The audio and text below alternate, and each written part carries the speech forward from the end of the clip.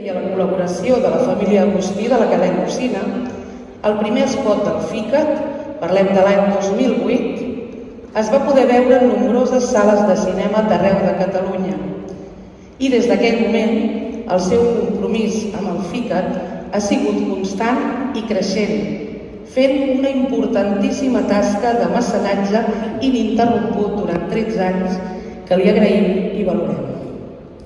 Gràcies a ell hem tingut música en directe, dansa, estrenes de produccions i presències notables de la indústria cinematogràfica. Publicista de professió, persona compromesa amb la llengua i amb la cultura, va néixer al barri barceloní de Sants. Descendent d'una saga d'artistes, als inicis dels 60, es va introduir al món audiovisual a través de la fotografia d'estudi i les arts gràfiques. Va ser el primer fotògraf de fotomecànica d'Antonio Asensio Pizarro, després president del grup Z, amb qui mantingué una llarga amistat. Va treballar 7 anys a La Vanguardia, on va desenvolupar tècniques pioneres de reproducció fotomecànica.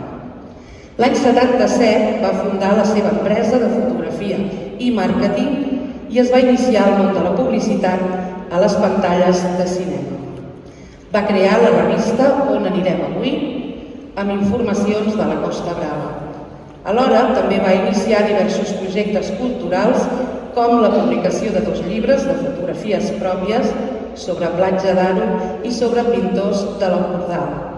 També va publicar una trentena de reportatges sobre artistes de la nova edició de Girona de La Vanguardia i va crear el projecte Fem País TV, amb més de 100 videoreportatges realitzats arreu de Catalunya i que també podeu veure al seu canal de YouTube. Al llarg dels anys, mitjançant les capçaleres pròpies de la seva empresa, el cinema, Païssa ha continuat donant suport a múltiples activitats culturals de Catalunya i també als seus artistes. I és actualment un referent del món audiovisual amb una llarga trajectòria de centenars d'espots i campanyes publicitàries en pantalles cinemes de tot Catalunya. Continua en actiu, juntament amb els seus fills, Berta i Octavi, als quals també agraïm el seu suport logístic per preparar avui aquest acte i també la seva presència avui entre nosaltres. El Jaume continua en actiu i ho fa perquè creu en el talent de la gent jove i també en la necessitat d'ajudar-los a obrir-se camí.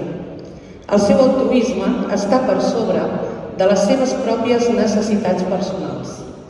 Continua donant suport a múltiples activitats culturals de Catalunya i als artistes que les liderin, pintors, músics, cineastes, etc.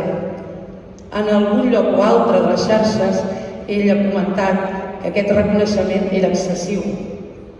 Però també hem pogut llegir comentaris de gairebé 200 persones que contestaven i que opinaven igual que nosaltres que aquest és un reconeixement molt merescut. Gràcies, Jaume, pel teu compromís personal amb la llengua i amb el país.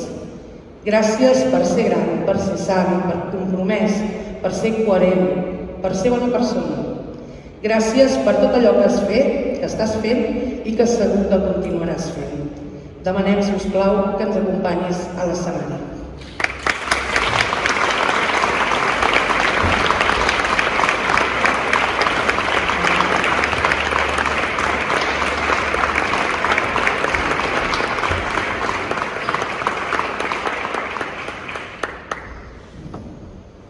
Moltes gràcies a tothom.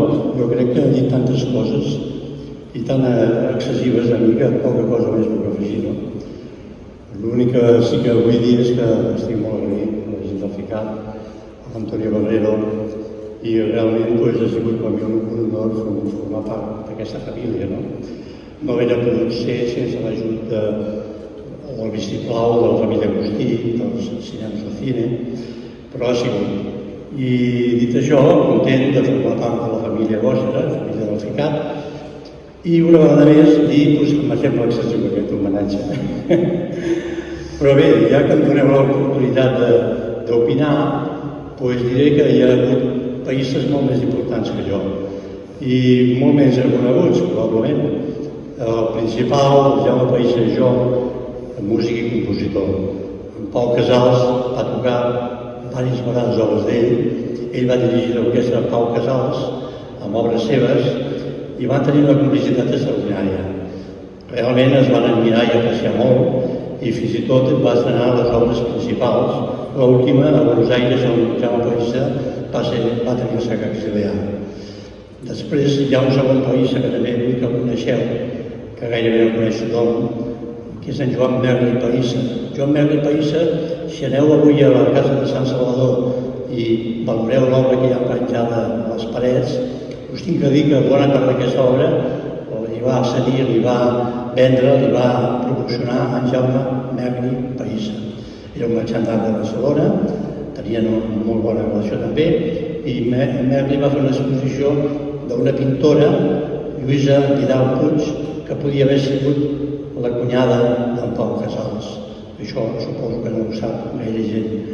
I per últim, vull parlar de l'Albert Païssa Berga. L'Albert Païssa Berga ha estat capdavanter amb el primer institut d'investigació de les malalties infeccioses, que fins fa 4 dies no era important, però ara s'ha demostrat la transcendència que va tenir ell iniciant el Valle d'Hebron, el primer institut d'investigació de malalties infeccioses a tota Espanya.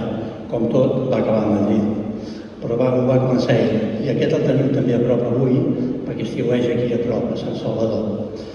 Bé, aquesta és la ressenya dels països que realment sí que són importants.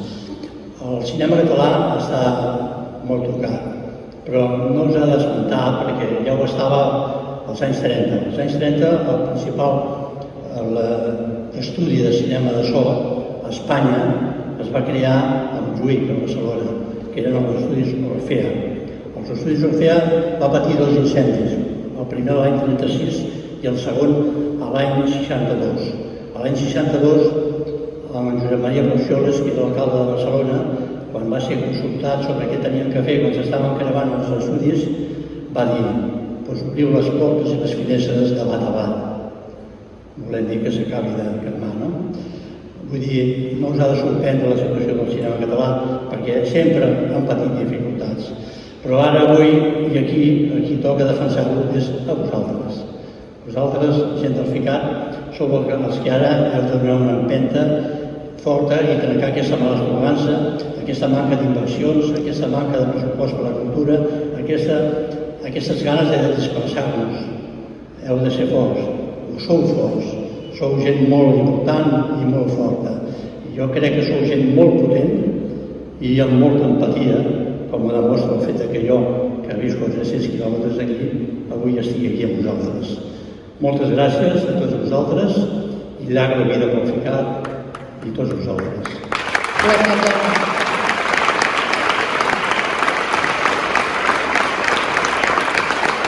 Doncs ara demanem que ens acompanyi Antonio Barrero, director del FICAT.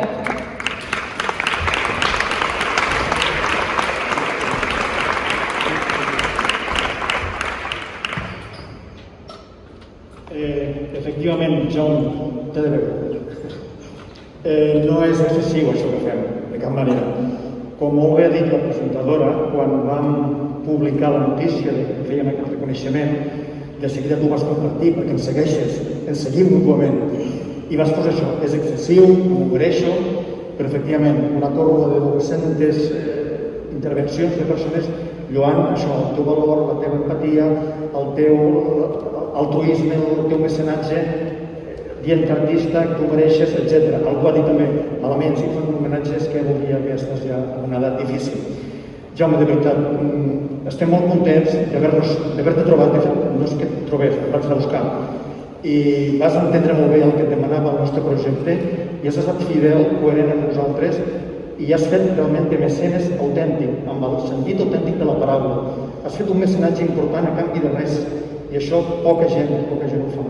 Ets una persona a la que admirem i volem tenir-te, tu ho has fet molt bé, ja formes part del FICAT, però ara encara més. Gràcies, doncs, i com has dit tu, llarga vida al FICAT i llarga vida a Jaume Païssa.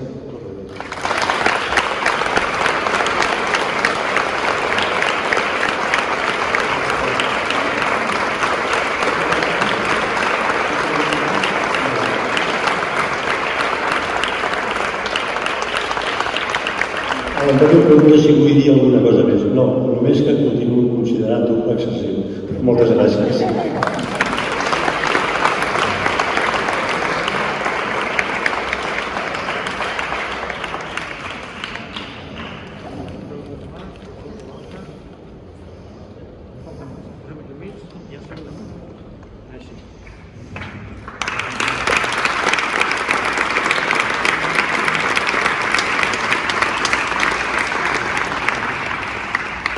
Moltes gràcies, Jaume. Doncs fer-li aquest